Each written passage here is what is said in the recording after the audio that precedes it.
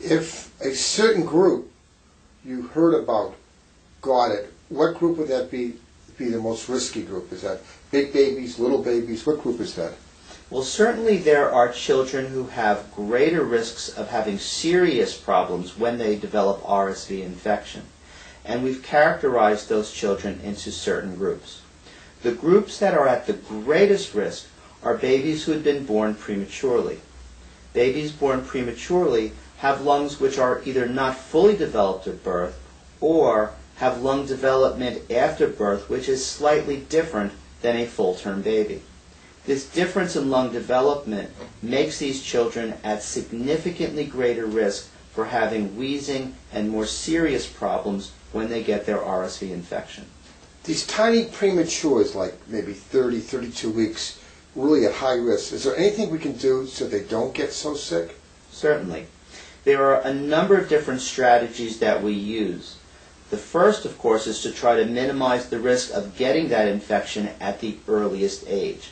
So we want minimal exposure to other children who may be carriers of the virus.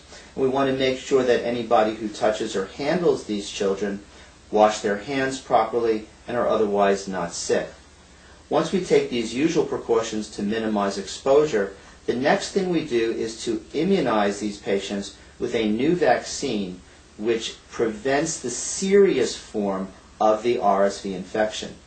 This vaccine is called Synagis and is required to be given once a month throughout the high-risk time of year.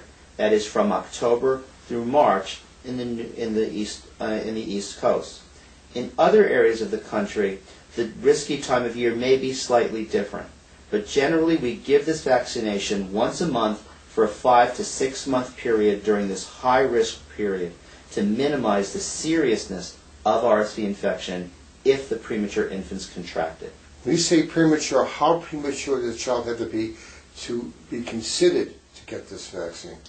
Any premature child can be considered for this vaccine, and then there are various risk factors which we factor in to decide which child actually gets it or not. But the starting point is always prematurity all by itself.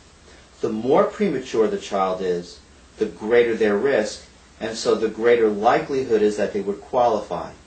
Children that are near term, 34 to 36 weeks, would need several other risk factors before they would be required to get the RSV Synagis vaccination.